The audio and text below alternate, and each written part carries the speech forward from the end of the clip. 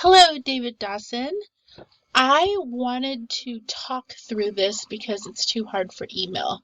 And I want to show you what I'm looking at so you can see how the sausage is made. So this is my form, which you have for the Perkins fourth quarter report.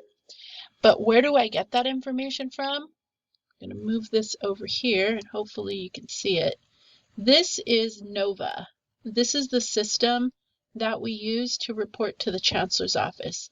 All of our Perkins projects need to fit into these boxes that the Chancellor's office created. At the top, this is our fourth quarter report. At the top here, you can see this is Perkins 2021. This is all of our expenses, and I am not going to be able to explain to you what these A, B, C, D, E's are. It's just a lot of moving things around into these categories that the Chancellor's office created. And Sophia and I do that. But if you look here at the bottom, this is the narrative they want. So they ask to describe post-secondary retention and placement. They asked for earned recognized credentials. Non-traditional is number 3. And then if I go to my form here, hopefully I have them in order. So this one is post-secondary retention, that matches. This one is earned recognized credentials. So that matches the second one in their report.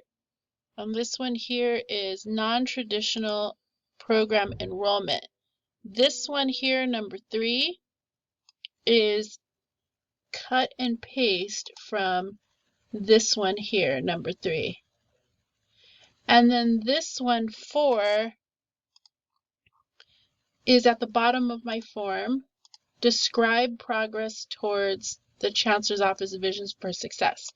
So we have about 20 Perkins projects. So what happens is all 20 of the projects will submit in these various boxes. And when you see this little asterisk here, that means you have to fill this box out. But as you can see here, these ones don't have an asterisk because they don't all apply to you.